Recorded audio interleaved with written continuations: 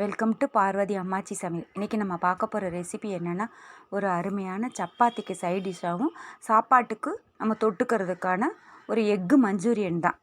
இது நம்ம ஒரே மாதிரி ஆம்லேட்டாக போட்டு சாப்பிடாமல் இப்படி வித்தியாசமாக செஞ்சு கொடுங்க பிள்ளைங்களுக்கு. ரொம்ப டேஸ்டியாக இருக்கும். வாங்க வீடியோக்குள்ளே போவோம். இந்த எக் ரெசிபி எப்படி செய்கிறதுன்னு பார்ப்போம். இதுக்கு முதல்ல ஒரு பவுல் எடுத்துகிட்டு அதில் நமக்கு தேவையான நான் 4 முட்டை எடுத்திருக்கேன். உங்களுக்கு நீங்கள் எவ்வளோ தேவையோ நம்ம வீட்டுக்கு ஆள்களுக்கு தகுந்தாப்புல நீங்கள் எடுத்துக்கோங்க. நான் 4 முட்டை எடுத்திருக்கேன். அதில் ஒரு அரை ஸ்பூன்லேருந்து 1 ஸ்பூன் அளவுக்கு மிளகுத்தூள், பொடித்த மிளகுத்தூள், கொஞ்சோண்டு உப்பு போட்டு நல்லா பீட் பண்ணிக்கோங்க. ஒரு ஃபோர்க்கு ஸ்பூன் வச்சு நல்லா பீட் பண்ணிவிட்டு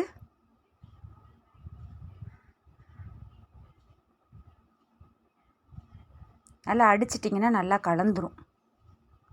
அதுக்கப்புறம் ஒரு டிஃபன் பாக்ஸில் கொஞ்சோண்டு எண்ணெய் தடவிட்டு, அதில் ஃபுல்லாக எண்ணெய் தடவிடுங்க. ஒட்டாமல் இருக்கிறதுக்காக தான் ஆயில் அப்ளை பண்ணிவிட்டு, அதை நீங்கள் இந்த நம்ம அடித்து வச்சுருக்கோம் பார்த்திங்களா முட்டை கலவை, அதில் ஊற்றிடுங்க.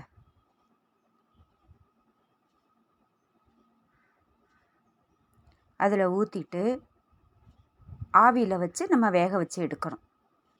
ஒரு பாத்திரத்தில் ஸ்டாண்டு போட்டு கொஞ்சோண்டு தண்ணி ஊற்றி ஒரு 10 நிமிஷம் வச்சு எடுங்க.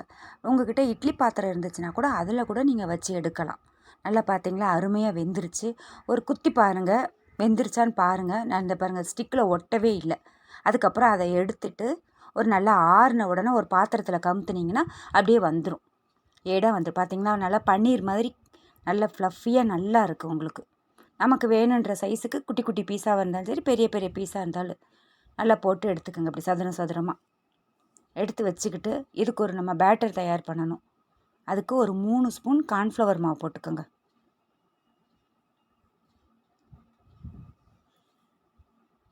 அதுக்கப்புறம் ஒரு 2 ஸ்பூன் அரிசி மாவு,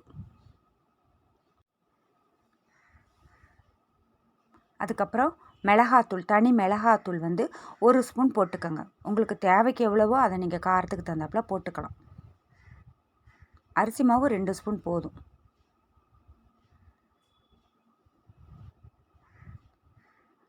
அதுக்கப்புறம் தேவைக்கு தக்கன உப்பு, ஒரு அரை ஸ்பூன் உப்பு போட்டுக்கோங்க. போட்டுட்டு தண்ணி கலந்து கொஞ்சம் கொஞ்சமாக தண்ணி விட்டு கொஞ்சம் ஒரு திக்கான பேட்டராக தயார் பண்ணிக்கோங்க. இது நம்ம அந்த முட்டையில் டிப் பண்ணி நம்ம ஆயிலில் பொரித்து எடுக்கணும். அதுக்காக அந்த கோட்டிங் ஒட்டணும். ரொம்ப தண்ணியாக கலந்துட்டிங்கன்னா ஒட்டாது. ஓரளவுக்கு திக்கு பேஸ்ட்டாகவே கலந்துக்கோங்க. ரொம்ப தண்ணியாகவும் இல்லாமல் திக்காகவும் இல்லாமல். ரொம்ப திக்காக இருந்தாலும் கலண்டு வந்துடும். தண்ணியாக இருந்தால் ஒட்டாது. பார்த்து நிதானமாக கலந்துக்கோங்க. பஜ்ஜி மாவுக்கு அடுத்த பேட்டரை தயார் பண்ணிக்கோங்க.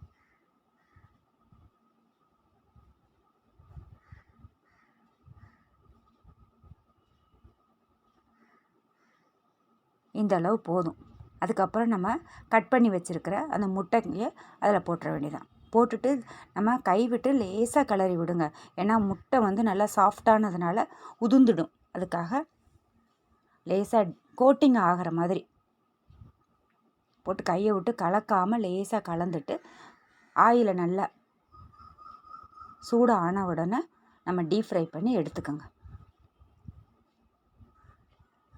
ஒன்று ஒன்றா போட்டு டீப் ஃப்ரை பண்ணி எடுத்துருங்க.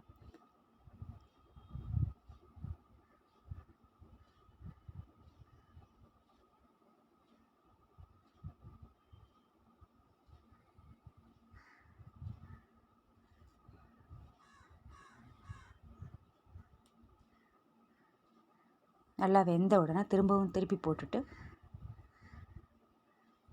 முதல்ல உங்களுக்கு ஒட்டுற மாதிரி தெரியும். அதுக்கப்புறம் ஒன்று ஒன்றா தனியாக கலண்டு வந்துடும். உங்களுக்கு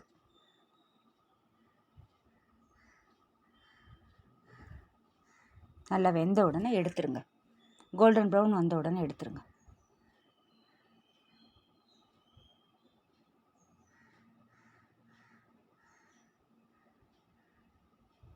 இதே போல் எல்லா முட்டைகளையும் நம்ம பொரித்து எடுத்துக்கணும்.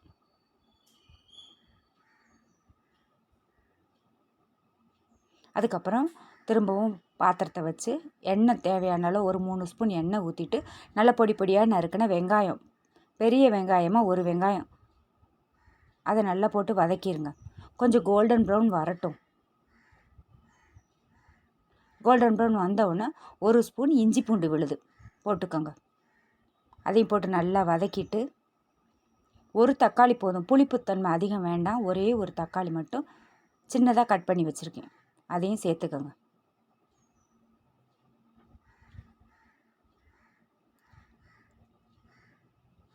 பொடி பொடியாக நறுக்கி வச்சுருக்கேன், அதையும் போட்டு நல்லா வதக்கிடுங்க.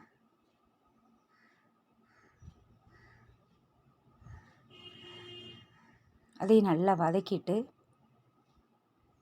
குடமிளகா நான் 1 குடமிளகா சேர்த்துருக்கேன். உங்களுக்கு குடமிளகா வாசனை பிடிக்கிறவங்க 1 சேர்த்துக்கோங்க, இல்லைன்னா ஒரு அரை மிளகா கூட சேர்த்துக்கணும். இல்லை வேண்டான்றவங்க அதையும் கூட விட்டுடலாம். ஆனால் குடமிளகா சேர்த்து செய்யும்போது நல்லாயிருக்கும். உங்களுக்கு முட்டையும் குடமிளகாவும் காம்பினேஷன் சூப்பராக இருக்கும். உங்களுக்கு மஞ்சூரியனால் குடமிளகா போட்ட டேஸ்ட் ரொம்ப நல்லாயிருக்கும்.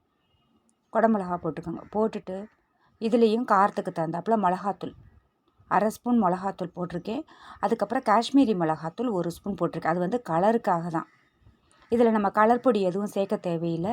காஷ்மீரி மிளகாத்தூள் போட்டால் ரொம்ப நல்லா கலராக இருக்கும். உங்கள்கிட்ட இருந்தால் சேர்த்துக்கோங்க, இல்லாட்டி விட்டுருங்க. அதையும் போட்டுக்கோங்க. போட்டுட்டு அரை ஸ்பூன் வந்து கரம் மசாலா தூள் போட்டுக்கோங்க.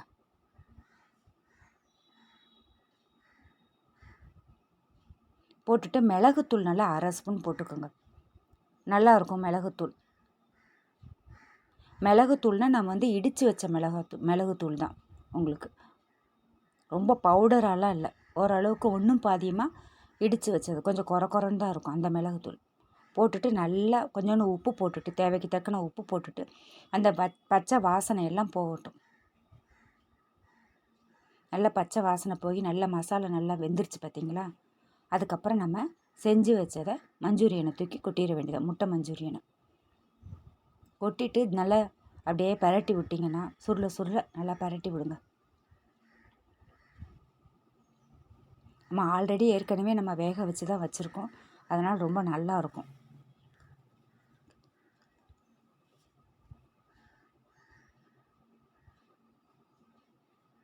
நல்ல சுருளை நல்லா ஒரு 2 நிமிஷம் சிம்லேயே வச்சு நல்லா வறுத்து விட்டிங்கன்னா சூப்பராக இருக்கும். ரொம்ப போட்டு கிளறிக்கிட்டே இருந்தீங்கன்னா உடஞ்சிரும். பார்த்து மட்டும் சிம்மில் வச்சு பரட்டி விட்டோம்னா போதும். நல்லா அந்த மசாலாலாம் அந்த முட்டையில் கோட் ஆகணும். நல்லா 2லேருந்து 5 நிமிஷம் நல்லா சிம்மில் வச்சு கிளறிட்டிங்கன்னா அருமையான முட்டை மஞ்சூரியன் தயாராகிடும். இதில் கொஞ்சோண்டு கொத்தமல்லி தழை கடைசியாக போட்டுக்கோங்க, கிள்ளி போட்டுக்கோங்க.